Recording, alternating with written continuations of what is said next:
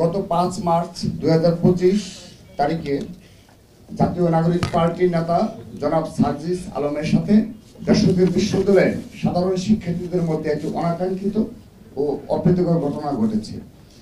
দেশের যে কোনো জায়গায় কোনো অপ্রীতিকর ঘটনা ঘটলেই উদ্দেশ্য প্রণোদিতভাবে বাংলাদেশ জাতীয়তাবাদী ছাত্রদলের নাম জড়ানোর একটি দুরভিসন্ধিমূলক প্রবণতা আমরা লক্ষ্য করছি। বিষয়টি অত্যন্ত উদ্বেগজনক।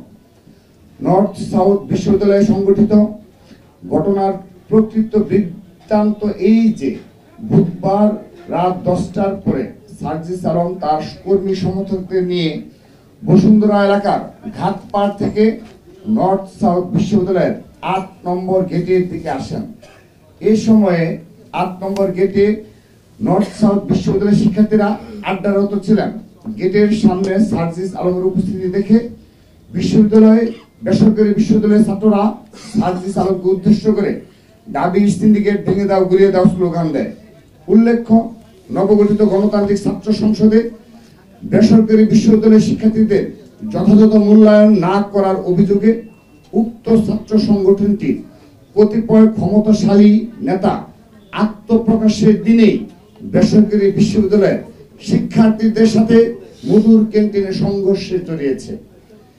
জাতীয় নাগরিক পার্টি এবং গণতান্ত্রিক ছাত্র সংসদের শীর্ষ নেতাদের সাথে বেসরকারি বিশ্ববিদ্যালয়ের শিক্ষার্থীদের সাম্প্রতিক উত্তেজনাপূর্ণ সম্পর্কের কথা দেশের সকল রাজনীতি সচেতন মানুষের অবগত।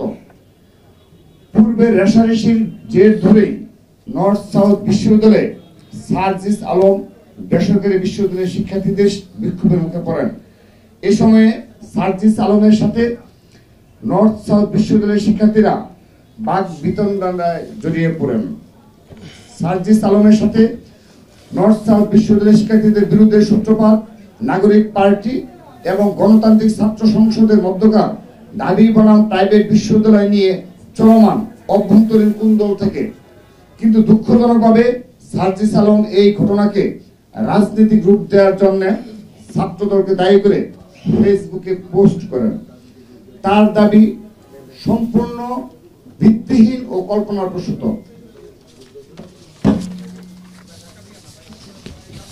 সার্জিস আলম তার পোস্টে নর্থ সাউথ বিশ্ববিদ্যালয়ের শিক্ষার্থীদের সন্ত্রাসী, দুষ্কৃতিকারী এবং টুকাই হিসাবে উল্লেখ করে নর্থ সাউথ বিশ্ববিদ্যালয় সহ দেশের সকল শিক্ষা প্রতিষ্ঠানের শিক্ষার্থীদের অপমান করেছেন।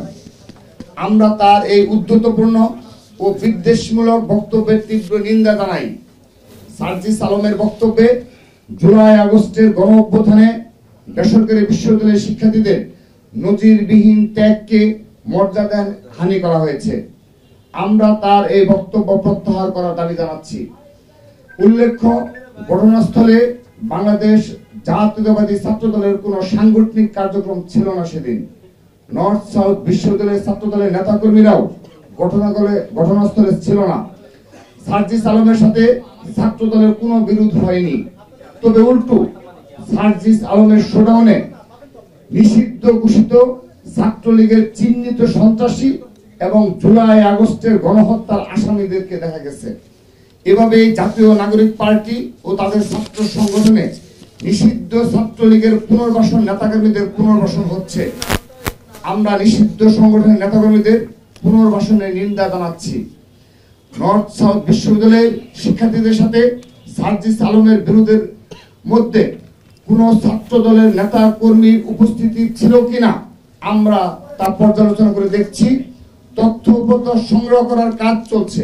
যদি ছাত্র দলের কারো কোনো ন্যূনতম অসাংগঠনিক সংশ্লিষ্ট থেকে থাকে তাহলে আমরা ছাত্র দলের পক্ষ থেকে আন্তরিকভাবে দুঃখ প্রকাশ করছি। একই সাথে বেসরকারি বিশ্ববিদ্যালয়ের শিক্ষার্থীদের সাথে ঘটে যাওয়া ঘটনার দায় ছাত্র দলের উপর চাপানোর কৌশলের বিরুদ্ধে আমরা নিন্দা ও প্রতিবাদ জানাচ্ছি।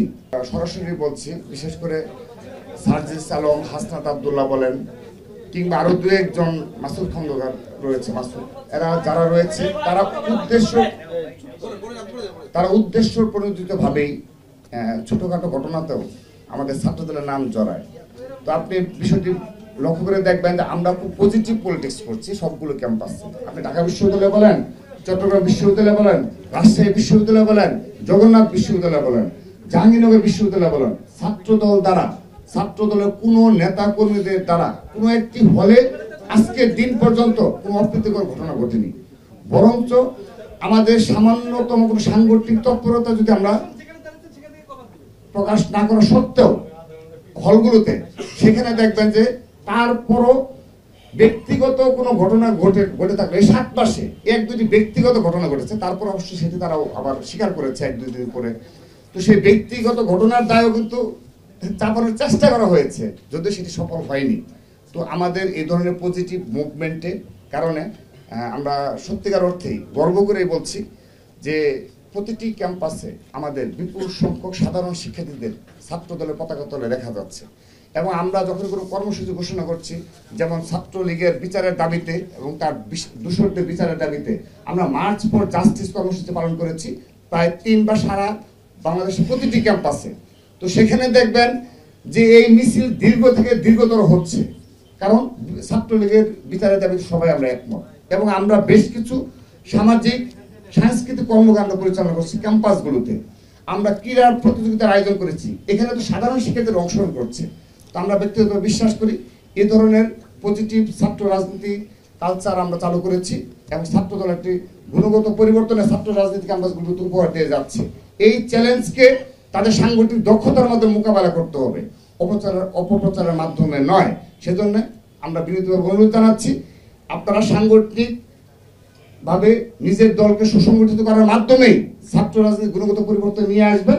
এবং ছাত্র দলকে যদি আপনারা মনে করেন যে মোকাবেলা ক্যাম্পাসগুলোতে সে ধরনের প্রতিযোগিতামূলক ছাত্র রাজনীতি উপহার দেবেন, আমরা মোস্ট ওয়েলকাম জানাচ্ছি। 2 রকম না, আমরা স্পষ্টভাবে বলছি এই ঘটনায় তাৎক্ষণিকভাবে রাতের বেলায় আমরা দেখেছি যে সার্জিস আলম, যিনি নাগরিক পার্টির নেতা, তিনি সোশ্যাল মিডিয়ায় তার প্রতিক্রিয়া ব্যক্ত করেছে এবং সেখানে এই সন্ত্রাসী টুকায় এই ধরনের উদ্ধতপূর্ণ ওয়ার্ড ইউজ করেছে।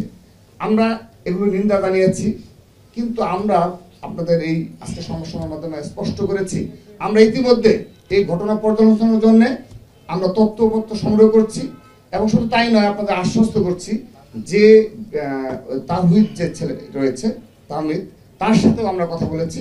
তো আমরা ঘটনা পর্যালোচনা করছি। সে কারণে এই ঘটনার কারণে যদি সার্জিস আলম ব্যক্তিগতভাবে সম্মানহানি হয়ে থাকে, সেজন্য আমরা দুঃখ প্রকাশ করেছি।